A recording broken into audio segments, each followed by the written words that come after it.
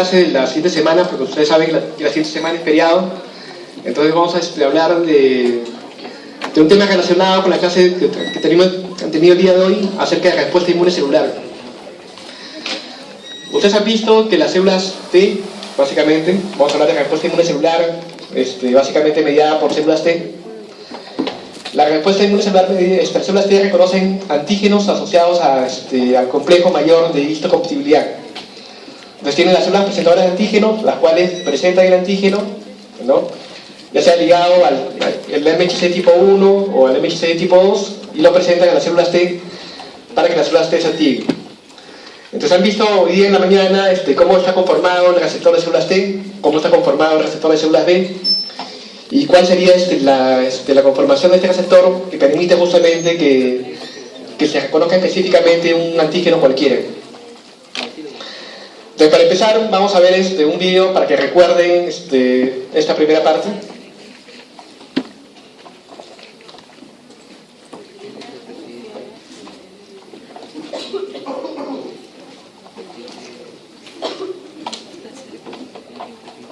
A ver.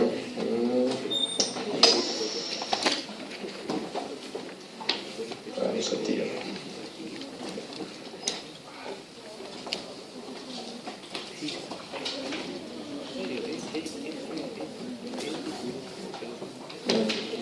A ver, vamos a ver si no lo volvemos a activar el video porque no se está activando. Bueno, entonces vamos a recordar que la respuesta inmune celular está dirigida frente a antígenos que están básicamente intracelulares, frente a antígenos que están dentro del citosol o que están en estructuras llamadas fagolisosomas. Y la respuesta humoral, como ustedes saben, es frente a antígenos extracelulares. Entonces, un antígeno intracelular es aquel que está primero dentro del fagolisosoma o está en el citosol. Entonces vamos a ver frente a qué tipo de respuesta se dirige la respuesta inmune celular, que es básicamente frente a patógenos intracelulares. Vamos a ver cuáles son las fases de respuesta de esas células T. Y vamos a ver cada una de las partes, cómo se produce el reconocimiento de antígenos, la activación y la coestimulación de células T.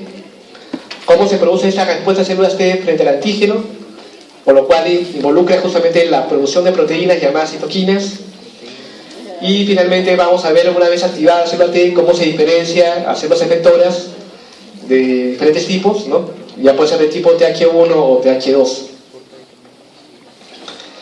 Entonces vamos a comenzar definiendo frente a qué tipo de respuesta está dirigida la respuesta inmune celular. Como le dije, está dirigida frente a patógenos intracelulares. Entonces, como pueden ver en la figura, hay dos tipos de patógenos intracelulares.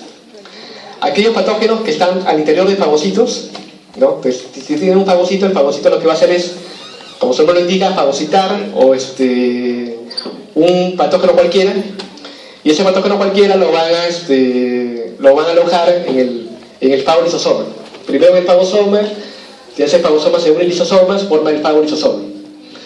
Entonces, si tenemos, por ejemplo, un macrófago, supongamos que ese es un macrófago, la célula en verde, fagocita el patógeno, lo aloja al interior del fagolisosoma, y ese patógeno puede estar al interior del fagolisosoma. Sin embargo, hay algunos mecanismos, como van a ver ustedes más adelante, de evasión inmune, por el cual este patógeno se puede escapar del fagolisosoma y irse al citosol. Este es, por ejemplo, válido en algunas bacterias o algunos parásitos que tienen proteínas que le permiten justamente escaparse o formar poros en la membrana del fagolisosoma y irse al interior del citosol.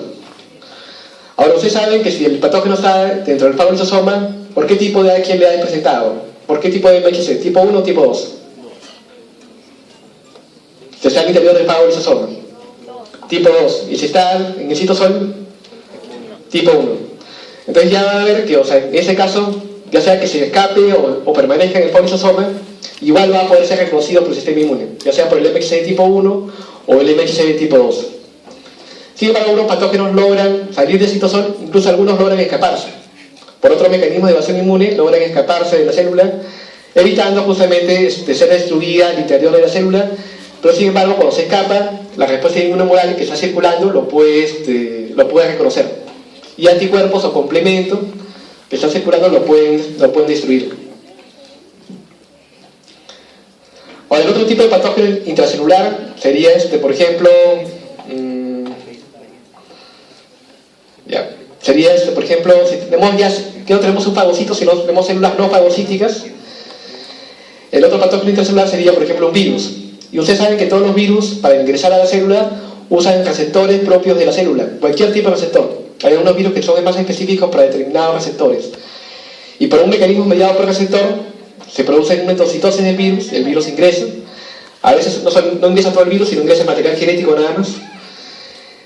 Y el interior, justamente, de la célula está en el citosol, y ustedes saben que hay una serie de proteínas, por ejemplo el proteosoma, lo cual degrada cualquier tipo de proteína extraña, y lo convierte a péptidos y se activa la respuesta inmune.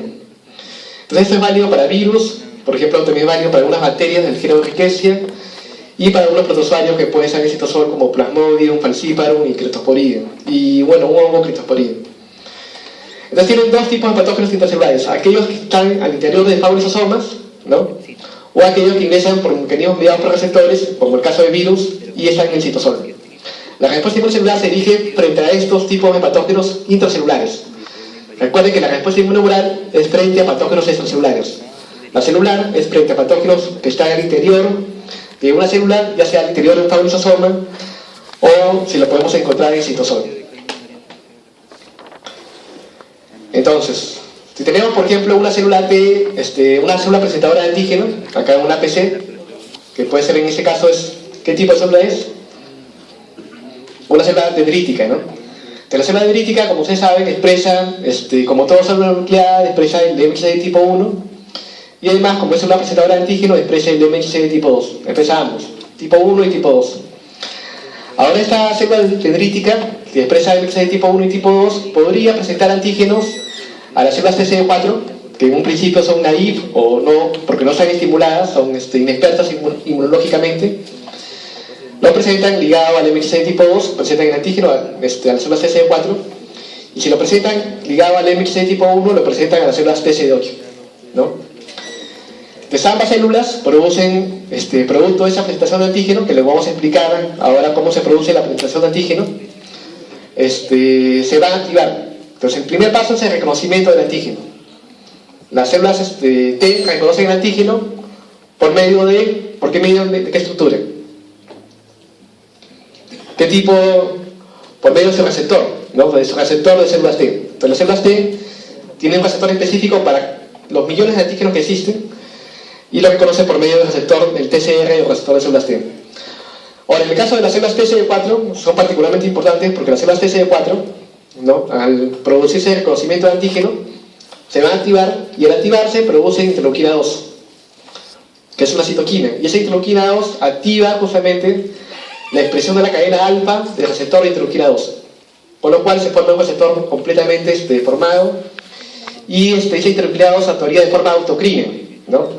Es producido por la célula TCD4 y actúa sobre la célula TCD4 de forma autocrina, ¿no? Y a su vez esa interleuquina 2 también puede favorecer justamente que la célula actúa también sobre la célula TCD8. Entonces la interleuquina 2 es un factor de crecimiento, de células T. Entonces si ese factor de crecimiento estimula el crecimiento o proliferación de células T. Entonces lo que va a hacer es que va a producir proliferación de células T, y se va a generar un incremento, una expansión clonal, le llaman, una expansión clonal de miles o millones de células T iguales a esta de acá, a la que dio origen, ¿no? O sea, miles o millones de células T específicas frente al antígeno. Igual, miles o millones de células TCD8 específicas al antígeno. No son cualquier tipo de células T, sino son específicas al antígeno, el cual fue presentado por la célula presentadora de antígeno, ¿no? Solamente frente a ese tipo de antígeno. Si ustedes tienen, por ejemplo, una bacteria, un virus, un parásito, en la superficie del virus o del parásito hay miles de antígenos. Entonces, ¿habría también miles o millones de células T específicas? ¿Creen ustedes? ¿O habría solamente pocas células T específicas? En realidad hay pocas. Solamente de un patógeno cualquiera, solamente se van a activar células T específicas frente solamente a 3 tipos de antígenos diferentes. O sea, de todo el patógeno, no todos los antígenos son inmunogénicos. Van a haber 3 o 4, a lo más, o hasta 10 podría haber, y solamente podrían haber especificidad frente a ese tipo de células, frente a ese tipo de antígenos. Por lo cual la respuesta inmune es específica, ¿no?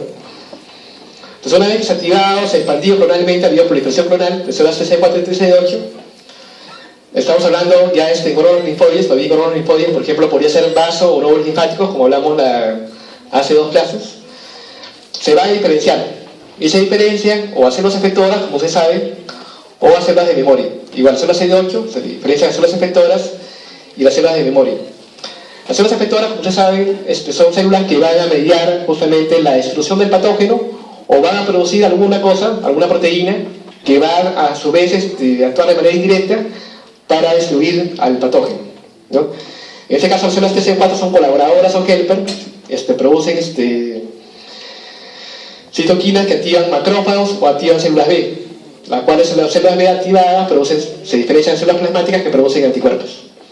En el caso de las células TCD8 citolíticas, destruyen directamente células infectadas, por ejemplo, por virus, porque liberan proteínas, como ustedes saben, perforinas sobre enzimas.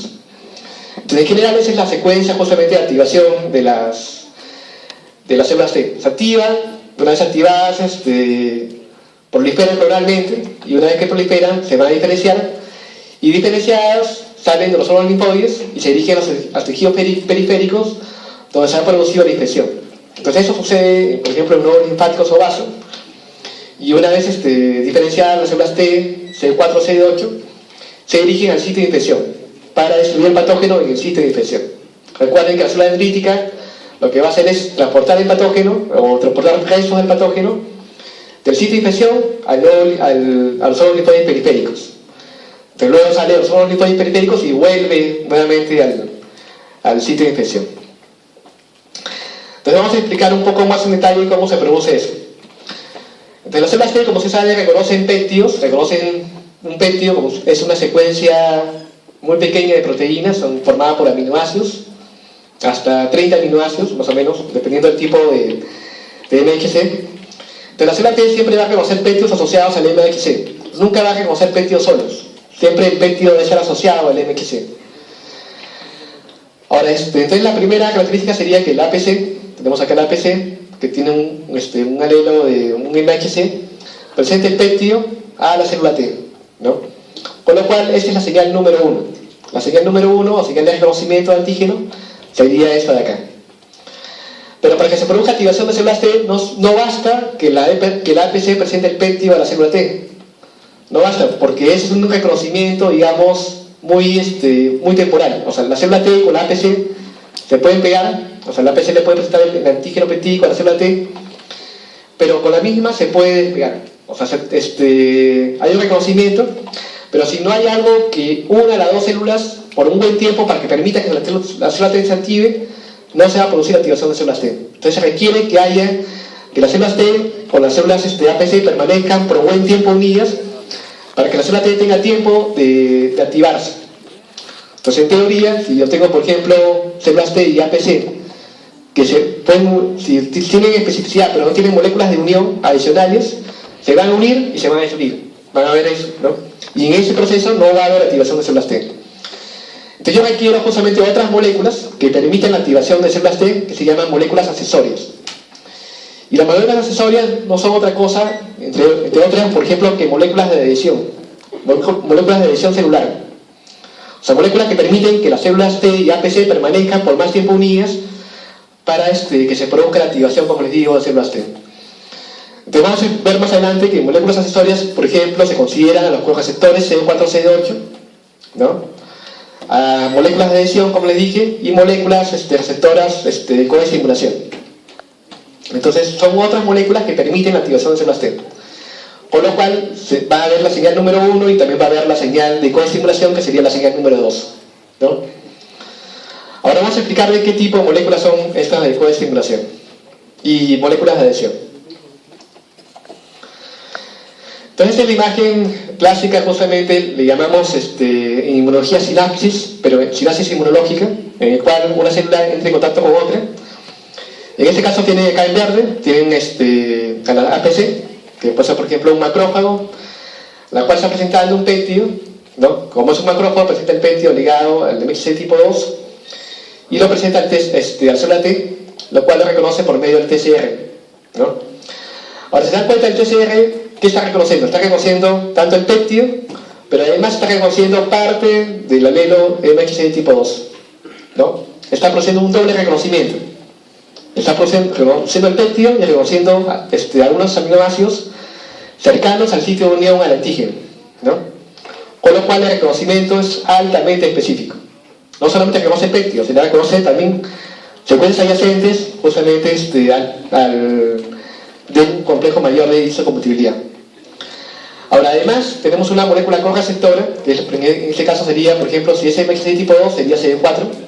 Si hablamos de MXC tipo 1, sería CD8. Y esta molécula correceptora lo que va a hacer es reconocer además el MXC tipo 2. Por lo cual, le va a decir a la célula que efectivamente ese es el tipo, justamente es un buen reconocimiento, una buena señal número 1. Entonces, PCR está involucrado en el reconocimiento de antígenos. El CD4, la molécula CD4, que es la molécula correceptora, está involucrada en el fenómeno de adhesión porque se va a unir al MXC tipo 2, pero además en traducir la señal al interior de la célula T para que la célula T se active, ¿no? Entonces esta unión, cuando se produzca esta unión entre MXC tipo 2 con CD4, se va a producir una señal al interior de la célula T para que esa célula T se active. Ahora, además de la señal número 1, que es la señal mediada por el TCR, que reconoce el péptido ligado al MXC tipo 1 de tipo 2, se requiere que haya moléculas coestimuladoras. Por ejemplo, una molécula coestimuladora sería la CD28. Entonces, CD28 es una molécula coestimuladora involucrada justamente, expresada por células T, y se une a su ligando, y el ligando sería la molécula B71 o B72. Ustedes lo van a encontrar en libros también como C80 o C86, B71 como C80 y B72 como C86. Entonces tiene la señal número 1, tiene la señal de coestimulación, tiene la señal número 2 y se puede producir activación de células T. Pero además se requieren otras moléculas accesorias. Esa sería una molécula accesoria, el C28 con B71 serían moléculas accesorias, el C4 sería otra molécula accesoria. Pero además, como les dije, también se requiere que haya adhesión celular. En este caso, la molécula de adhesión celular más importante de la célula T es la molécula LFA1. Esta molécula acá, LFA1, la cual se une a su ligando ICAN1. Entonces, ambas son moléculas de adhesión. Entonces, esto le va a permitir justamente que la célula T y la célula APC permanezcan por más tiempo juntas, por lo cual le da tiempo a la célula T de activarse y se pueda producir una buena activación. Si solamente, como les digo, existiría solamente la señal número 1, la célula T y la APC se unirían y se unen y se desunen, y no se produciría activación de células T. Se requiere que haya esas moléculas coestimuladoras. La molécula CD28 también está involucrada justamente en la traducción de la señal. Una vez que se produce este reconocimiento, se produce una señal al interior de la célula T para que la célula T se active.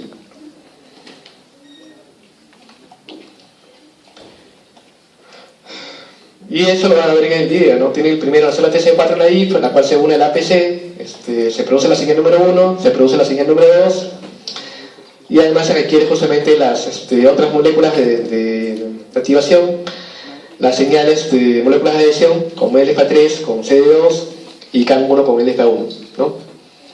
Con lo cual la célula TC4 se va a activar, una vez activada, y activada ya se va a producir citoquina, ¿no? Entonces, esto es un resumen de las moléculas, lo que hemos visto, moléculas accesorias de células T. Las funciones principales son, primero, reconocimiento, van a permitir el reconocimiento, van a permitir la adhesión celular y la señalización para la activación de la célula T. Si estamos hablando de una célula TCD4, esto ya lo habíamos mencionado, tienen la célula TCD4 reconoce justamente el péptido ligado al MXC tipo 2. La molécula, en este caso la molécula CD4 se uniría también al HLA de tipo 2, al MXC de tipo 2, y tienen una serie de moléculas de coestimulación, por ejemplo CD28 con B7, y moléculas de adhesión como esta de acá, LFA1 con ICAN1, CD2 y LFA3, ¿no? Entonces tal vez debería recordar justamente la posición de cada una de esas moléculas en la célula TCD4 y en la APC. La TCD8 varía, bueno, en este caso el que presenta el péptido es el de MXC tipo 1, y lo reconoce a través de la célula T, a través del receptor de células T, y en este caso sería esta la molécula CD8, la cual está interactuando con la molécula de MXC tipo 2, ¿no? Igualmente hay moléculas de coestimulación y moléculas de adhesión similares en el caso de la célula TC4 con la APC. Entonces el ejemplo justamente la importancia justamente de esas moléculas sensorias porque van a permitir la activación de células T. Si no hubiera moléculas sensorias, como les digo, no hubiera podido haber activación de células T. La molécula de adhesión más importante tal vez es la molécula LPA1, que es la molécula que se encuentra en todas las células T, que tienen por ejemplo, estas son las células T, y esa es la célula presentadora de antígeno. La LPA1 está en las células T, la cual se une a la molécula ICAN1, ¿no?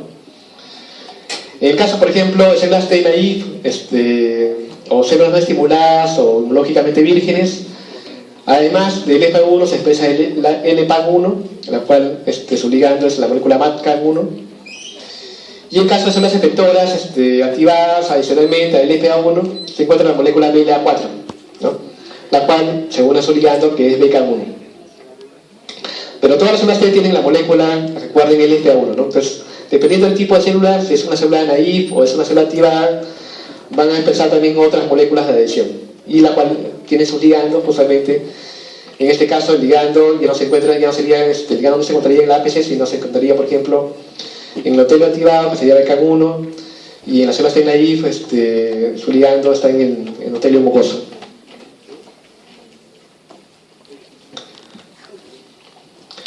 Ese es un resumen de lo mismo que hemos visto de las moléculas accesorias, por ejemplo las moléculas CD3, ¿no?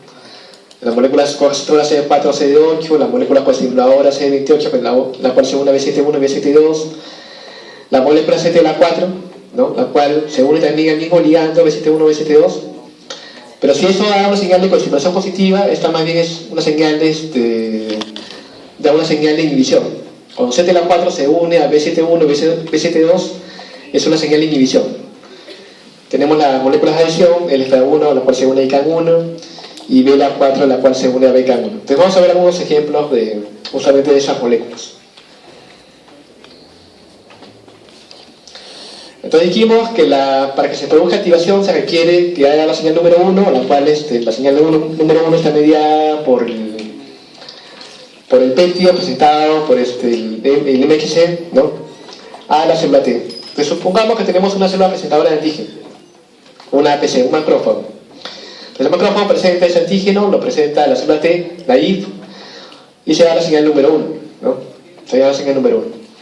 Sin embargo, este macrófago, esta célula T no se va a activar porque este macrófago no está presentando la señal de coestimulación. Entonces, ustedes ven acá que el macrófago no presenta la señal de coestimulación. Ahora, supongamos que esta APC ahora es infectada por un patógeno, ¿no? Entonces, si es infectada por un patógeno, lo que va a hacer el patógeno al infectar la APC es va a activar la producción de moléculas coestimuladoras. ¿Y para qué estimula esa expresión de moléculas coestimuladoras? Para que se produzca la activación de la célula T de forma completa, ¿no? Entonces se va igualmente, en ese caso ya a presentar péptidos del patógeno, ¿no? En ese caso igual por MHC tipo 2 a la célula T te da la señal número 1, pero producto de la infección por el patógeno, recuerden, producto de la infección por el patógeno se activa la respuesta inmune innata y como consecuencia se va a activar la expresión de la molécula B7. Entonces ahora sí hay molécula B7, la cual se une a CD28, se da la señal número 1, señal número 2. La célula T se activa, al activarse produce interleuquina 2, la interleuquina 2 actúa de forma autocrine, con lo cual la célula T se activa completamente y prolifera de forma clonal, ¿no? Entonces, ¿qué hace? Que justamente se expresen moléculas coestimuladoras es la infección con los patógenos. En este caso, la célula estaría presentando un péptido procedente de un patógeno o no. ¿Qué creen ustedes? ¿Por qué no hay expresión de moléculas coestimuladoras? No, supuestamente no, porque recuerden que las células presentadoras de antígenos pueden presentar cualquier tipo de péptido, ya sean péptidos propios de nuestro cuerpo, de proteínas propias de nuestro cuerpo, o proteínas extrañas. En este caso, posiblemente la célula presentadora de antígenos, el macrófago, estaría presentando péptidos propios. Y como son péptidos propios, no estimulan los péptidos, digamos, de proteínas propias de nuestro cuerpo, no estimulan la expresión de moléculas coestimuladoras. Solamente los patógenos estimulan la expresión de moléculas coestimuladoras Y es por eso que las células T, en teoría, solamente se deben activar frente a patógenos y no frente a antígenos propios, porque si no sería un fenómeno de autoinmunidad, ¿no? Si siempre se activaran por cualquier tipo de péptido, ya sea propio o extraño, crearía un fenómeno de autoinmunidad. Sin embargo, ¿por qué se produce fenómenos de autoinmunidad? Porque justamente ese equilibrio es roto, ese equilibrio es alterado y se produce fenómenos de autoinmunidad. Pero en condiciones normales, solamente los patógenos estimulan la expresión de moléculas coestimuladoras, con lo cual la activación de células T se produce de manera específica. Recuerden siempre, esto se va a producir de manera específica, ¿no? Para que no se produzca un fenómeno de autoinmunidad. ¿Sí? ¿Alguna pregunta? Entonces la coestimulación justamente le da la especificidad a la activación de la célula T. Si no hubiera coestimulación, las células T se activarían de manera inespecífica, ¿no? Entonces esta es justamente la razón por la cual es muy importante la coestimulación para que haya activación. Pero adicionalmente a la coestimulación debería haber también moléculas accesorias, como por ejemplo integrina, la cual medie la unión entre la APC y la célula T.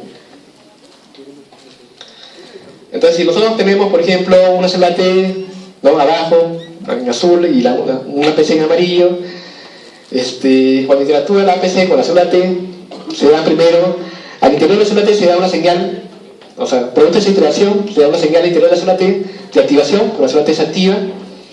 Además, permite que la célula T sobreviva, se dan señales de sobrevivencia, las cuales permiten justamente que la célula T no muera, ¿no? Y que señales por ejemplo, de diferenciación, en el cual permite que la célula T se diferencie. Una vez activada, se diferencia una célula efectora, y vamos a ver a qué tipo de célula efectora, ya sea de tipo TACHI1 o de tipo TACHI2, ¿no? Entonces es justamente la consecuencia de la señalización entre la APC y la célula T naïve, ¿no? Primero una señal de activación, señal de sobrevivencia para que la célula T no muera, y una señal para que la célula T se diferencie a una célula efectora. Entonces hemos visto ya la primera parte, la parte de activación y la parte de sobrevivencia, que está, como ustedes ven, por la coestimulación, ¿no? En parte también por la coestimulación y en parte, bueno, por la señal número 1 y la señal número 2, por ambas señales, ¿no? Señal número 1 y señal número 2. Y las citoquinas producidas por las APC son las que favorecen la diferenciación de las células T. En este caso, interleuquina 6, interleuquina 12 o TGF-beta, dependiendo del caso, van a favorecer que la célula T se diferencia a un fenotipo le llamamos, que es un tipo particular de células T.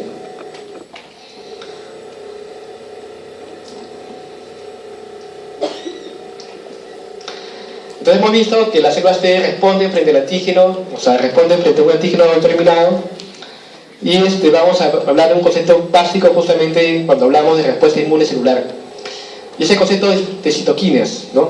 Entonces dijimos ya que citoquinas son un grupo de proteínas, un grupo grande de proteínas, de diferentes proteínas, que median la comunicación entre las células del sistema inmune y con algunas células que no forman parte del sistema inmune pero están cercanas, por ejemplo células epiteliales, fibroblastos, queratinocitos, que son capaces de producir citoquinas y median la comunicación entre las células del sistema inmune, ¿no?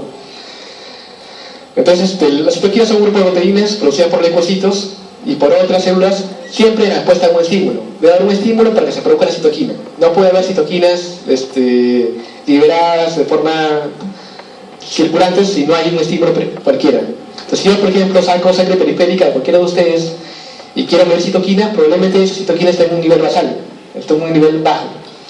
Pero si por ahí están resfriados o tienen un proceso alérgico, las citoquinas están elevadas, ¿no? Por ejemplo, están elevadas interleuquina 4, si tienen un proceso de alergia, o interleuquina 5 también, que está relacionada con procesos de alergia. Pero en condiciones normales, si están sanos, no debería haber ningún tipo de estimulación. Ahora, bueno, ya lo dijimos, median la comunicación celular y participan durante la respuesta inmune innata, adaptativa e inflamación. Durante toda la respuesta inmune innata. Ahora, las citoquinas actúan como una especie de hormonas, ¿no? Basta una pequeña cantidad de citoquinas para que estimule una gran cantidad de respuesta.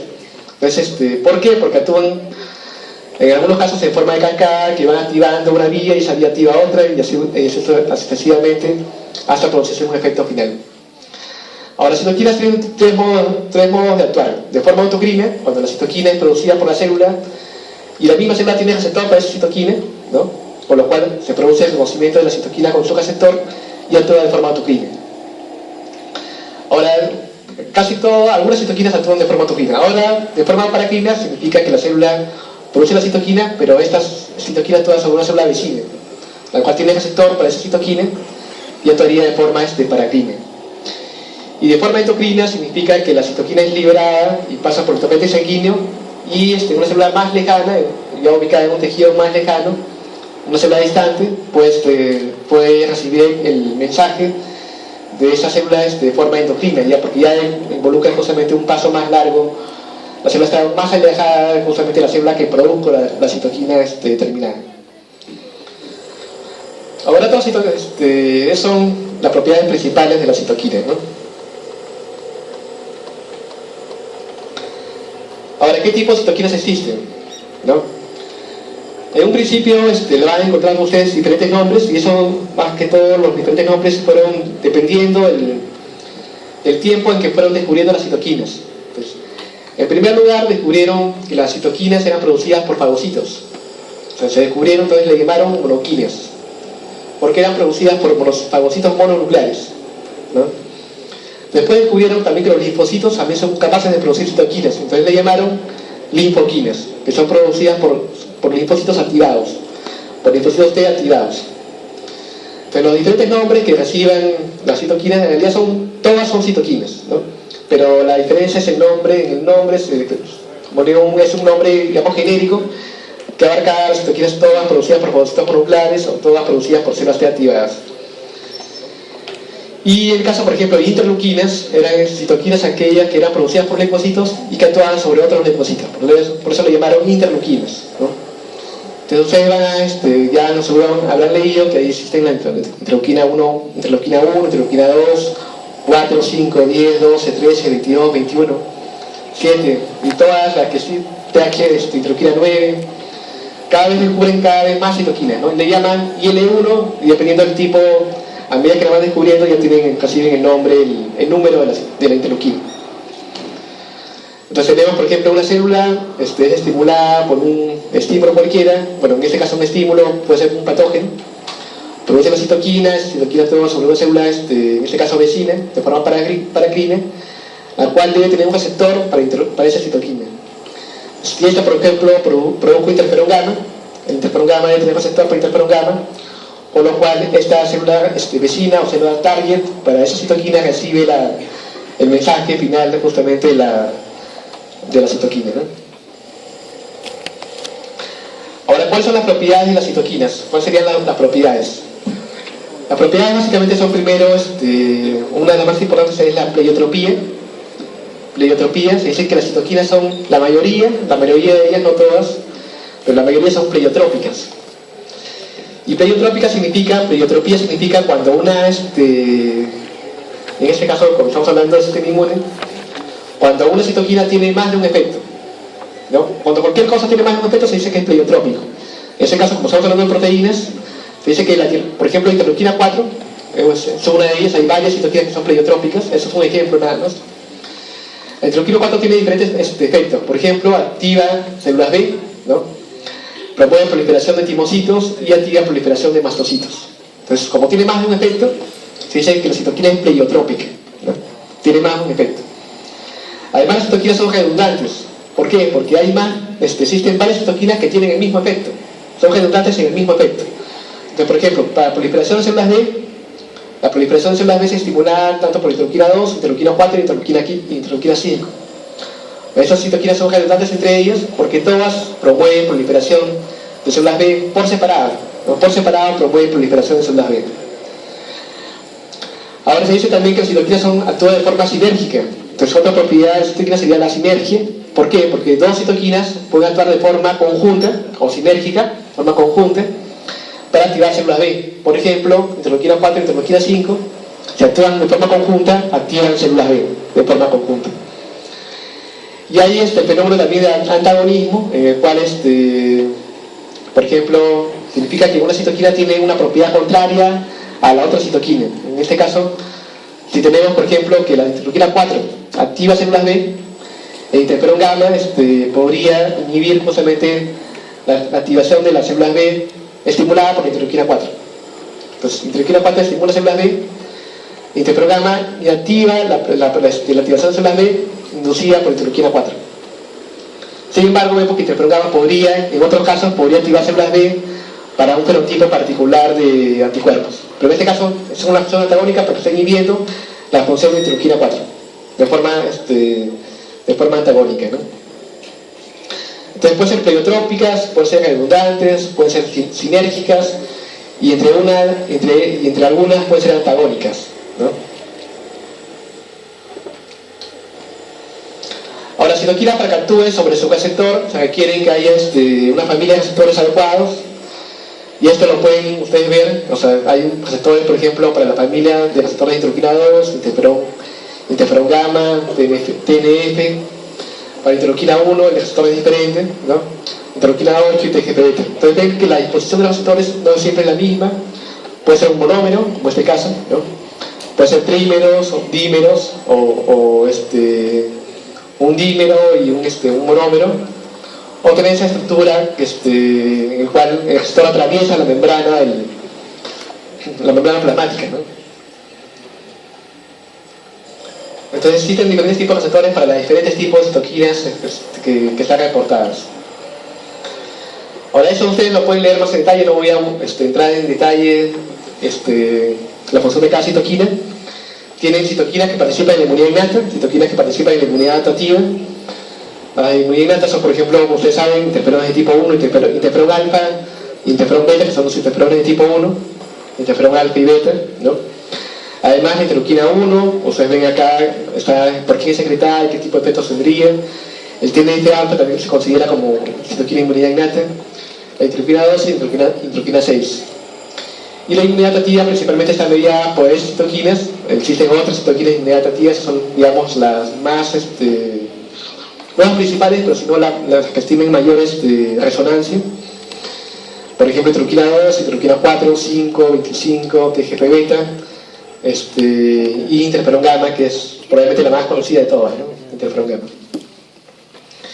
Vamos a ver un poquito cómo actúan cada una de estas citoquinas para que tengan una idea del efecto pleiotrópico o sinérgico o redundante de esas citoquinas, ¿no? Veamos una de las principales, la interleuquina 2. Tal vez una de las primeras que se produce, interleuquina 2. Que la interleuquina 2, como es una citoquina que puede actuar de forma autocrina, son las células de Helper de tipo CD4. ¿No? La Helper CD4 se produce interleuquina 2 y esa actúa de forma autocrina, son las células de Helper CD4, ¿no? Estimulando justamente activación o ya estimulando proliferación clonal de las células de Helper CD4. Entonces estimula proliferación de células Helper TCD4. Pero además interleuquina 2 también, aparte de activar células TCD4, activa monocitos, ¿no? Activa monocitos, es capaz también de activar células NK, activa células NK, activa también y promueve división y proliferación de células B, ¿no? Y estimula que la célula T, ¿no? Prolifere, pero además produzca interferón gamma, ¿no? Entonces, como ven, las citoquinas son pleiotrópicas, tienen más de un efecto porque activan diferentes tipos de células, ¿no? En ese caso, interleuquina 2 activa NK, células T Helper CD4, activa monocitos y además activa proliferación de células B y división celular de células B.